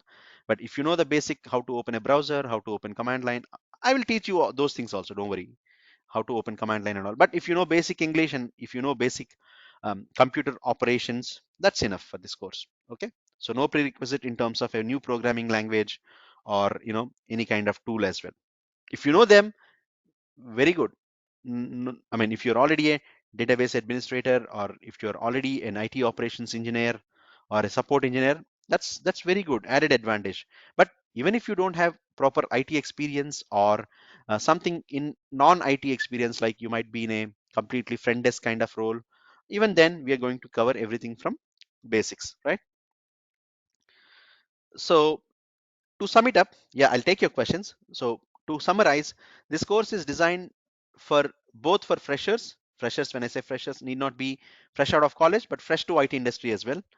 And also to those already working in IT, like you might be, as I said, you might be a test engineer or a quality QA engineer, or a manual tester, or you could be some production support. Whatever it is, you can still learn from this course, and covers a wide areas of range in depth. So we are, as I've shown you already, we are covering different technologies and processes, and we'll definitely go in some depth. Okay. This course aims to equip you with the right amount of theoretical and practical knowledge. Most of our course is going to be practical. I'm not going to show you some presentations and run the course. We're going to do these things on AWS, on our terminal, on Linux virtual machines. So most of it is going to be practical, but we'll also have enough theoretical knowledge, right? So in one word, I would say this course is like a gateway, because DevOps is both wide and deep. What does that mean? Wide means you have a lot of areas to cover, like, from operating system management to monitoring and alerting. In between, you have everything like CI/CD, configuration management. Security is also coming into picture. These days, they're calling it as DevSecOps. Of course, you don't have to worry about it right now. So you're always on your toes. You have to always learn and, um, uh, improve. So this is a gateway. From here, you can definitely learn and get a good career. I mean, boost your career. Even if you're not going exactly into DevOps, you might want to go into a Java developer, or let's say a quality assurance engineer, QA engineer, or whatever it is. This course will definitely, or even into, a business analyst role, or whatever it is. This course is going to give you the holistic picture of how IT lifecycle works, and particularly, of course, we are focused on DevOps tools, and you will learn all of them. But you will also have to do your homework after this course. During this course also, you have to do your homework. You have to learn and read more, watch more videos, and always, grab those new things. And yeah, while this course offers a lot to learn and upskill, it is your enthusiasm to learn and practice that takes your career to the next level. This is like a disclaimer, right? uh, just because you're learning this, just because you're participating in this course and complete this course, doesn't mean you're automatically a DevOps engineer. You have to do a lot of work. You have to read, practice, and demonstrate those skills in your interview, right? All right. So I'm done with my set of, my presentation. I know I took a long time. Again, some other questions. What is the course duration? It's going to be anywhere between 10 weeks. Okay. Um, not less than 10 weeks from my experience. I would like to believe it's a 2-month course, but it almost takes 10 weeks. And we have only from Monday through Friday. Weekends are off. And the class hours are 8 a.m. to 9 a.m. IST. Convert into your local time if you're not in India. I'm not sure how the daylight savings are going to play for the folks in the US, but yeah, the time is 8 a.m. to 9 a.m. IST, starting Monday the 28th. Okay.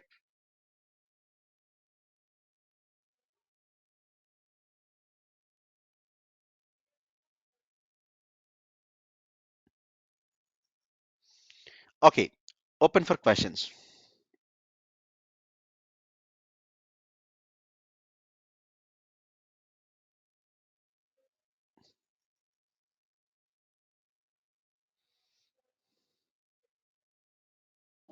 Hi, sir. Hello. Yeah. Sir, I am in, my name is Ravi Shankar. I have Hmm. been in a software engineer for quite some time. Hmm. Uh, I have been into .NET. I mean, just before you have said that, I mean, we are going to use some sort of commands in order to use these things and all. Hmm. So, in order to convert those things and all, we need to, I mean, how it goes into .NET, I mean to say. You are going to say in the common language, right? See, um, we are not developers, right? We are not focused on developing our applications. We are focused on how to make this developed application into runnable software, okay, or runnable application. So there is a journey in this process, right? You cannot directly take your code and convert into a binary file like your .NET file into an exe file or some other file and deploy it into your servers, right? There is a process. Before that, you need to prepare your servers. On top of that, you need to install an operating system or configure the software. Like you need to install .NET framework, for instance, right? Yes. I mean, as a developer, you know, right? If you have to run your .NET code, you need to have .NET framework running on your laptop. The Yes. same thing has to work on the soft servers also. But on your laptop, it's a single machine. You can install .NET framework. But let's say you have to install it on 10 machines. How do you do that? Okay. And how do you create 10 machines to begin with? On cloud, you have to create 10 virtual machines. You cannot go into the portal and click on 10 servers or click on these things to create 10 different servers. You have to make sure these things are done simultaneously within a short time. How do you automate all these things? Then in this process, you also have the CI/CD part, right? So here, more than understanding the language and its intricacies, which your development team is anyways going to tell you. So if you're working in .NET application, your development team tells which build tool to use. Should I use MSI build or some other build tool? They will tell you. But if you're using Java, if it's Ant, Gradle, or Maven, your development team will tell you. But how do you take this Maven tool and make it part of your CI/CD pipeline, as part of your Jenkins, or as part of your AWS code deploy, okay, or as part of your GitLab, or whatever it is, right? How do you make it part of as your pipeline, and how do you integrate your source code repository, which might be on GitHub, with your Jenkins or with your AWS code commit? And how do you take the final product, which is deployed using whatever tools I talked about, MSI build or other plugins, and how do you take this code and put it in the end servers, right? This is where we are interested in. So more than the language, we are interested in how do we take this code and put into the target server after doing the compilation part. Yes, for the compilation part, different languages have different tools, but we are going to focus on a Java tool, which is very predominantly used, and learn how to convert that one thing into binary file and deploy it in the servers. But in your case, if it's a .NET application, all that you need to do is, instead of using Maven, you will use MSI build. Everything else remains the same. Okay. Thanks. Yep. If it's a Python application, maybe you will use something like pip, because Python is um, slightly different from your what do you call uh, Java, because it's an interpreted language, right? I mean, I'll not go into details like what is an interpreted language and all, but it's different from Java. So you need different set of operations for Python language, for instance. Okay. So you need not worry about all these things. Those things you will have to understand when you work on that particular program. But what is more important is the, you know, the plugging of all these things together. Yeah, hi Kiran. Are you going to discuss technical interview perspective while doing course this? And any certifications can we do on basic as we are covering basic things, right? So what are the certifications we can do after this course?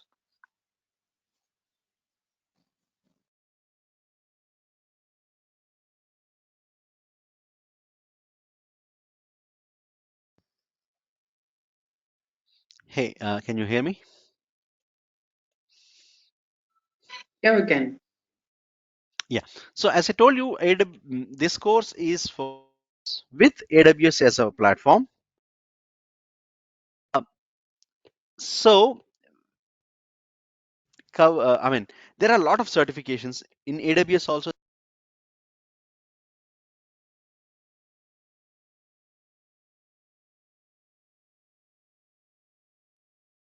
Kiran, we lost. We cannot hear you. Hey, how about it's acting up?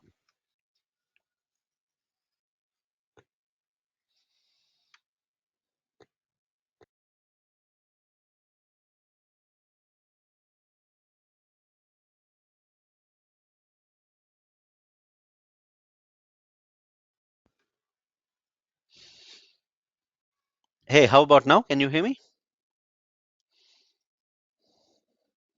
Yeah, now we can hear. Okay, yeah.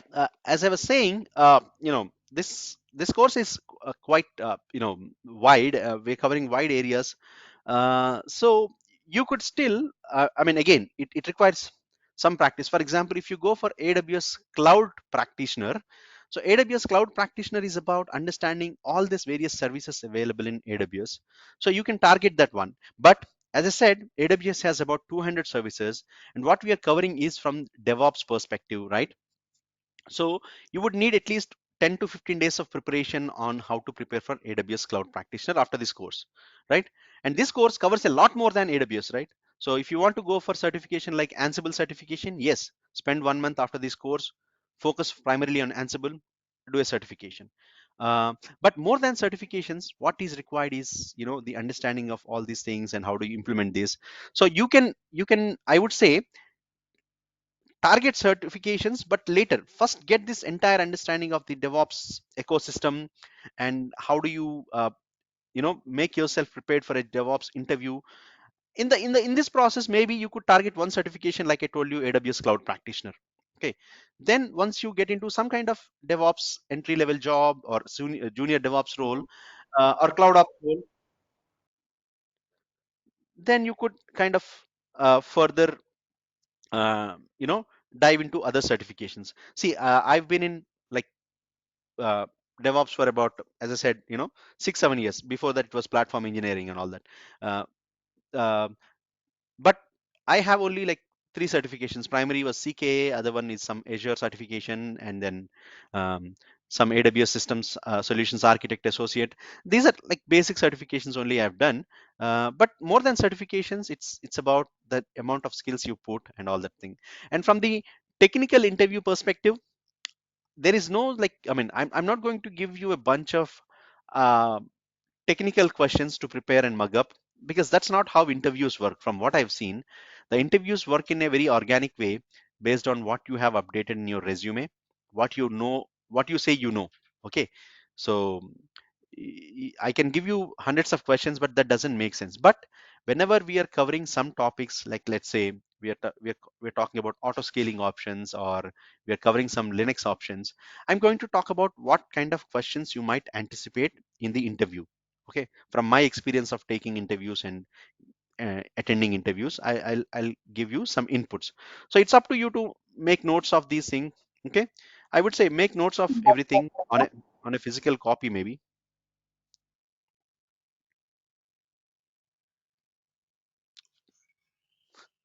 All right, and you could definitely improve upon that. No resumes, no kind of technical questions or proxies and all that stuff. I don't do all that. I'm just a trainer focused on giving you the best knowledge and giving you all the right exercises whenever required. I'll give you some assessments maybe in the between, like simple quiz kind of thing. You'll have 10 or 15 questions and you have to answer them. And that's it, right? We are focused on getting this knowledge to you, and how do you present it to you in the interview is something you have to learn and network with other people, right? One part of being in the IT industry is networking, not the IT networking, but people networking. You have to talk to other folks who are working in IT or in the similar roles. They might be your friends or neighbors, and understand what is happening in their organization, what do they do in the interviews, and all these things. Okay. Yeah, thank you, Kiran. Yeah.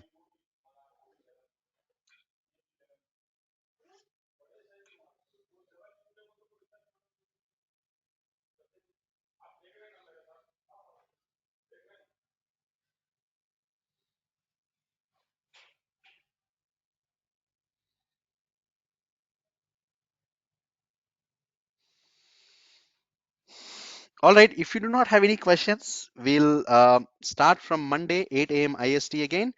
Anyone from the US? Yes, Kiran. Okay, what time zone are you in? EST. EST. So how does that, the standard timings affect you? I think from March first week, you're going to get back from the daylight saving, right? Yeah, it is from March 13th, I guess. Okay, so what would be your time difference now? 8 a.m. would be what? 10:30 9:30 a.m.? 9:30 now. After the daylight savings, it would be 10:30 p.m. Okay, yeah. So I know it would be a little challenge because I'm occupied in the first two slots, other two slots in the morning. Anyone Okay. else from US, from the US, apart from Hi Sandhya? Kiran, I am from Hi. US and my name is like EST. Okay, okay. Two folks from EST. So again, would it be possible? I mean, would it be too much for you or? Have to think. Hmm, okay. Yeah, definitely. I mean, it could be some, stretching you need to do in terms of the time slot, but it would be totally worth it. So think about it. Uh, because unfortunately, I cannot accommodate the earlier time slots. Uh,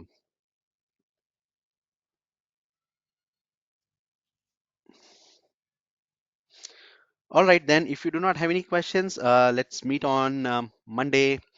And, there's definitely going to be a lot of learning throughout this course. Kiran, just a question. For the Monday class, do we need to be prepared with the prerequisites, the softwares? Like No, don't worry about any of these things, right? Don't even create any AWS free tier account. I'm going to tell you how to do that, and we go step by step. All right? yeah, okay. Yeah. I mean, if you already have an AWS free tier account, that's totally fine because it's valid up to 1 year. Or if you already install all these things, that's pretty much fine. Nothing wrong in that. Because I teach also Azure. In that we have a challenge that the free tier account is only for 1 month. So I ask my folks not to create till the second week. But in case of AWS, there is no such challenge. You can create for 1 year. Okay. Okay.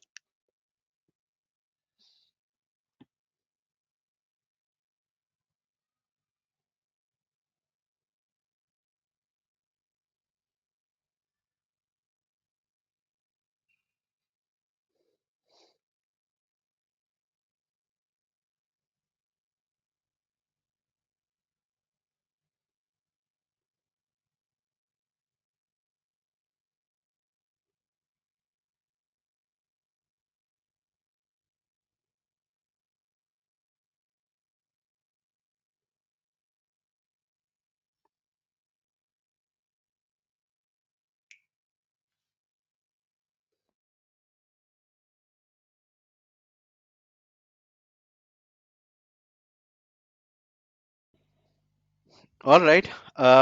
If there are no other questions, have a good weekend, and I'll be here for the next 2 to 3 minutes on mute, waiting for any other questions. If not, talk to you on talk to you on Monday. Thank you, everyone. Have a great weekend. Thank you, Kiran. Have a great weekend.